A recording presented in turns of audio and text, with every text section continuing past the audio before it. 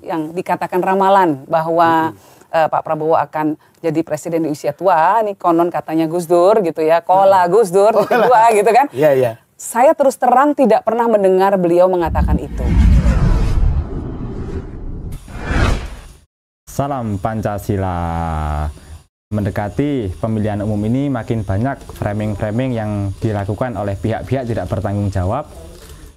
Salah satunya adalah menjual nama Gus Dur. Bagaimana kita ketahui, Gus Dur adalah bapak bangsa, bapak kemanusiaan yang sangat dicintai oleh mayoritas masyarakat Indonesia. Bagaimana tidak, setiap hari, setiap tahun, tidak pernah sepi. Orang-orang berziarah dari segala penjuru, segala macam latar belakang, suku, keyakinan, untuk mengenang kasih sayang dan kelembutan serta segala keberkahan dari sosok Kiai Haji Abdurrahman Wahid tersebut.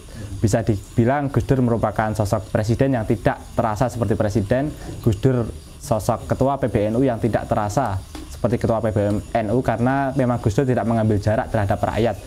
Gus Dur bukan presiden, Gus Dur bukan ketua PBNU, Gus Dur adalah kita.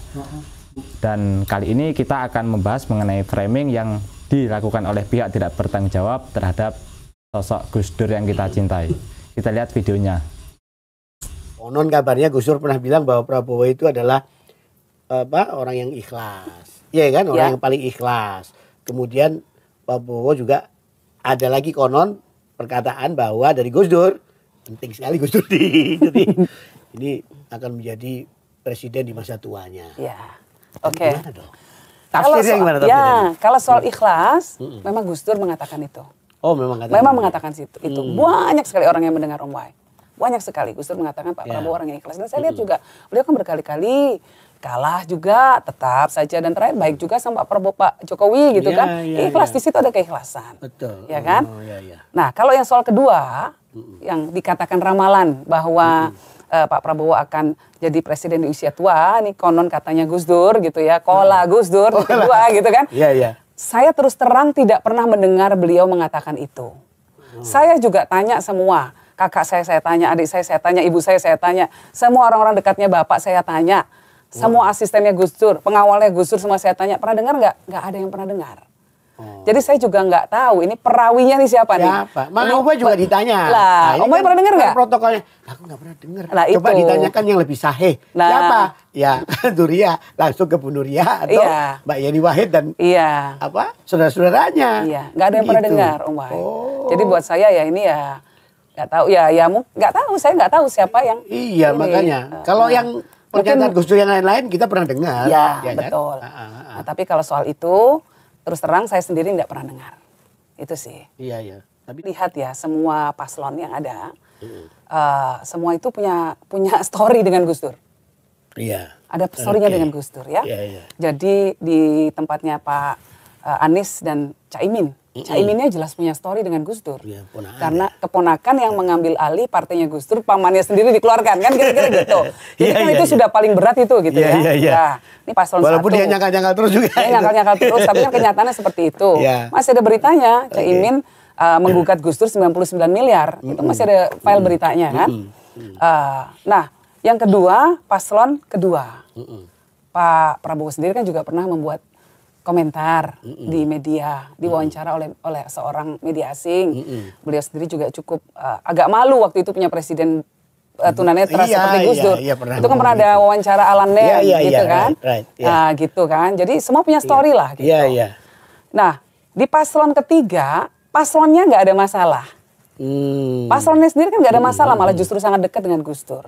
Ya, karena semua yang berhadapan dengan establishment, ya gitu kan, itu pasti akan berat, gitu. Tapi nggak apa-apa, ini kan kita berpolitik menggunakan hati nurani. Kalau dulu Pak Jokowi kayak cebong kampret sampai kayak gitu dalam banget gitu ya. Nah, tapi Pilpres kali ini persoalannya adalah soal demokrasi. Nah, soal penegakan hukum, soal aparat yang tidak berpihak kita harapkan, soal pemilu yang netral. Nah, itu menjadi isu yang menurut saya di kalangan aktivis ini menjadi isu yang membuat mereka khawatir. Nah, demikian ungkapan dari Mbak Yeni Wahid ketika podcast di channel YouTube Kata Data. Dari apa yang disampaikan oleh Mbak Yeni, kita dapat tarik kesimpulan bahwa ini merupakan sosok kemuliaan dari Gus Dur. Bagaimana ketika Gus Dur di framing atau dalam tanda petik direndahkan oleh pihak tertentu di depan media asing dengan mengatakan tidak puas dengan presiden yang tidak secara fisik tidak normal, namun Gus Dur tetap membalas dengan sosok itu termasuk sosok yang paling ikhlas di Indonesia. Itu bisa kita lihat di acara TV One ya. Lalu juga terkait dengan apakah sosok tersebut pada akhirnya akan menjadi presiden, sudah jelas dibantah oleh Mbak Yeni Wahid, dan juga dipertegas oleh Mbak Yeni bahwa pasangan nomor 3 itu justru yang memiliki kedekatan dengan Gus Dur. Kalau kita membaca buku biografi dari Gus Dur maupun dari biografi Pak Mahfud, itu juga dijelaskan bahwa dahulu ada kisah ketika Pak Mahfud ditelepon oleh Gus Dur. Jadi ketika itu Pak Mahfud MD ditelepon oleh Gus Dur untuk diajak bekerja sama dalam kabinetnya menjadi Menteri Pertahanan. Nah, lantas Pak Mahfud menjawab, loh Gus, saya ini bukan orang pertahanan, bukan orang angkatan, kok diangkat jadi Menteri Pertahanan. Lalu Gus Dur juga menjawab, lah saya juga bukan dari presiden kok, belum pernah menjadi presiden juga diangkat jadi presiden kok. Kurang lebih seperti itu apa yang disampaikan dalam buku tersebut. Selain itu juga terkait dengan Pak Mahfud juga memiliki kedekatan dengan Gus Dur secara ideologi karena sama-sama Nahdliyin dan juga sama-sama berjuang untuk rakyat, berjuang untuk orang kecil, berjuang untuk marhain, berjuang untuk saudara-saudara kita yang termarginalkan, terpinggirkan, dan juga kurang mendapat aksesibilitas layanan publik ya. Lalu juga dijelaskan oleh Mbak Yeni Wahid terkait dengan apa yang dilakukan oleh pasangan nomor 1 itu juga semua sudah paham dan tidak perlu kita membuka kembali karena kalau kita lihat di channel yang di konten channel Manusia Plural belum lama ini juga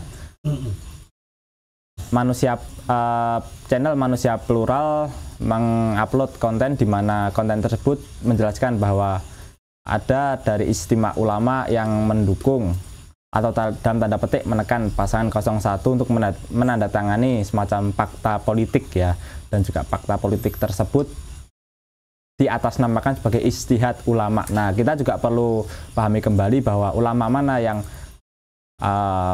berpolitik seperti itu. Seharusnya apabila ulama, mereka tes DNA terlebih dahulu, sampaikan kepada publik agar publik tahu kebenaran, bukannya malah menutupi kebenaran menggunakan jalur politik, karena itu akan membahayakan bagi bangsa dan negara Indonesia ke depan. Jadi demikian dari saya, kurang lebihnya mohon maaf. Salam Pancasila.